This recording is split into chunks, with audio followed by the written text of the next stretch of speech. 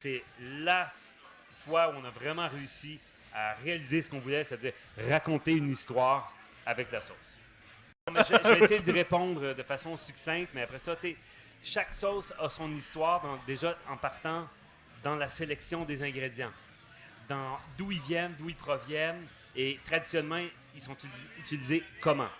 Donc, ça vient avec quand même un historique, et puis souvent, nous, quand même, on travaille en fusion. Donc, on n'est jamais comme complètement dans une sauce traditionnelle, mais on va essayer d'utiliser les ingrédients, puis de faire un genre de maillage. Après ça, dans le cas de Antipode, par exemple, on a fait ça et c'était la première fois qu'on le faisait. On a raconté le processus de création de la sauce.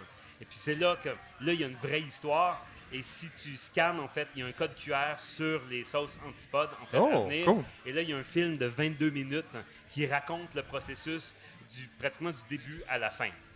Essayons de raconter l'histoire et on a fait un genre de 22 minutes qui est un petit film qui raconte l'histoire de la sauce puis qui donne vraiment un background sur comment on l'a fait.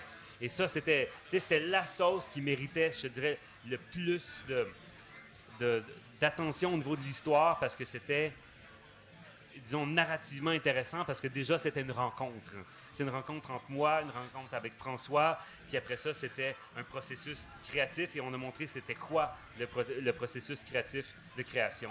C'est parce que chaque industrie, si tu fais de la bière ou tu fais des spiritueux, il y a comme toujours un processus de tasting, comment tu arrives à faire ton blend qui fait en sorte. Et là, on a tout montré ça, en fait, dans le film. C'est la fois où on a vraiment réussi à réaliser ce qu'on voulait, c'est-à-dire raconter une histoire avec la sauce.